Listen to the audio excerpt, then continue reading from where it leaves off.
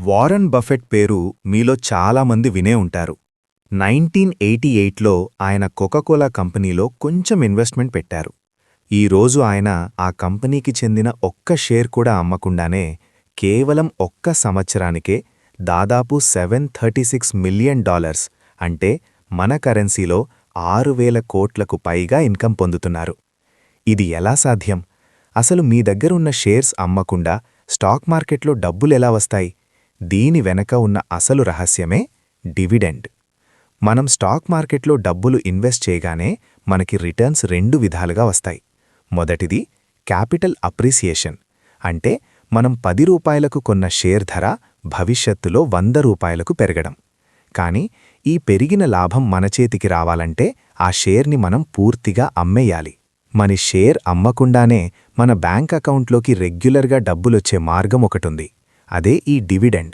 దీన్ని ఒక చిన్న ఉదాహరణతో అర్థం చేసుకుందాం. మీరొక కమర్షియల్ ప్రాపర్టీ లేదా ఒక ఇల్లు కొన్నారనుకోండి. ఆ ఇంటి విలువ కాలక్రమేణా పెరుగుతూ ఉంటుంది. అది క్యాపిటల్ అప్రిసియేషన్. అదే సమయంలో ఆ ఇంటిని అద్దెకు ఇవ్వడం ద్వారా మీకు ప్రతి నెల రెంట్ వస్తుంది కదా. ఆ రెంట్ కోసం మీరు మీ ఇంటిని అమ్మాల్సిన అవసరం లేదు. స్టాక్ మార్కెట్లో కూడా మంచి కంపెనీల షేర్స్ని మీరు హోల్డ్ చేసినప్పుడు వాళ్లు మీకు ఇచ్చే రెంట్ లాంటిదే ఈ డివిడెండ్. ఇక్కడ ఒక ముఖ్యమైన విషయం గమనించాలి. అసలు కంపెనీలు మనకు ఈ డబ్బు ఎందుకు ఇస్తాయి?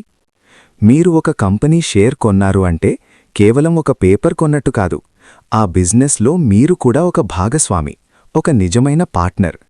ఆ కంపెనీ అద్భుతమైన లాభాలు గడించినప్పుడు ఆ లాభాల్లో కొంత భాగాన్ని బిజినెస్ని ఇంకా ఎక్స్పాండ్ చేయడానికి పక్కన పెట్టి మిగిలిన లాభాన్ని తమ షేర్ హోల్డర్స్కి పంచుతారు.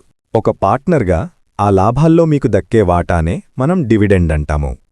అంటే మీరే కాని ఫండమెంటల్గా స్ట్రాంగ్ ఉన్న స్థిరమైన లాభాలు సంపాదించే కంపెనీల్లో ఇన్వెస్ట్ చేస్తే ఒక పక్క మీ షేర్ వాల్యూ పెరుగుతూనే ఉంటుంది, మరోపక్క మీ బ్యాంకు ఖాతాలో డివిడెండ్ రూపంలో డబ్బులు నేరుగా జమ అవుతూనే ఉంటాయి. దీన్నే ఫైనాన్షియల్ ప్రపంచంలో పర్ఫెక్ట్ ప్యాసివ్ ఇన్కమ్ అంటారు. చాలామంది చేసే తప్పేంటంటే కేవలం షేర్ ప్రైస్ ఎంత వేగంగా పెరుగుతుంది అనేది మాత్రమే చూస్తారు కానీ ఆ కంపెనీ ఇచ్చే డివిడెండ్ ఈల్డ్ని అస్సలు పట్టించుకోరు. అసలు ఈ డివిడెండ్ ఈల్డ్ అంటే ఏంటి? చాలా సింపుల్. మీరు పెట్టిన ఇన్వెస్ట్మెంట్ పైన మీకొస్తున్న డివిడెండ్ శాతం ఎంత అని చెప్పేదే డివిడెండ్ ఈల్డ్.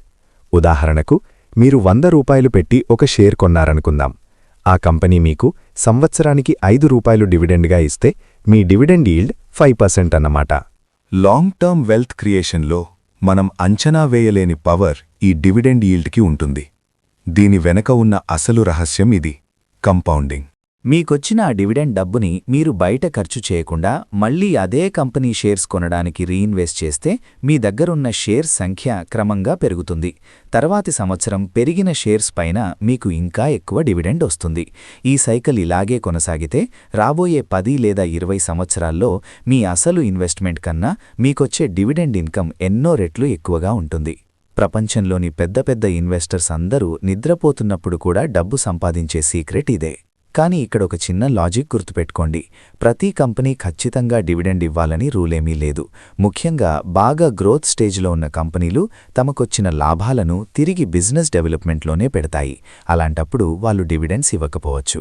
కానీ వెల్ ఎస్టాబ్లిష్డ్ కంపెనీలు, క్యాష్ ఫ్లోస్ అద్భుతంగా ఉన్న కంపెనీలు సాధారణంగా తమ ఇన్వెస్టర్స్కి రెగ్యులర్గా డివిడెండ్స్ ఇస్తుంటాయి. మరి ఈ డివిడెండ్ కాన్సెప్ట్ని మీ ఇన్వెస్ట్మెంట్ జర్నీలో ఎలా వాడుకోవాలి? దానికి మీరు ఈ రోజే చేయాల్సిన 3 క్లియర్ స్టెప్స్ చెప్తాను. మొదటి స్టెప్: మీరు స్టాక్ మార్కెట్లో డైరెక్ట్గా స్టాక్స్ కొంటున్నట్లయితే మీ పోర్ట్ఫోలియోలో కనీసం 10 నుండి 20% లార్జ్ క్యాప్ కన్సిస్టెంట్గా డివిడెండ్స్ ఇచ్చే కంపెనీలు ఉండేలా ప్లాన్ చేసుకోండి. ఇది మార్కెట్ పడిపోయినప్పుడు మీ పోర్ట్ఫోలియోకి ఒక స్ట్రాంగ్ ఫౌండేషన్ లాగా, ఒక కుషన్ లాగా పనిచేస్తుంది. రెండవ స్టెప్: ఎప్పుడైనా ఒక స్టాక్ కొనే ముందు దాని డివిడెండ్ హిస్టరీని చెక్ చేయండి. ఒక కంపెనీకి గత 10 సంవత్సరాలుగా ఎకనామిక్ కండిషన్స్ ఎలా ఉన్నా కూడా రెగ్యులర్గా డివిడెండ్ ఇస్తున్న ట్రాక్ రికార్డ్ ఉందో లేదో చూడండి.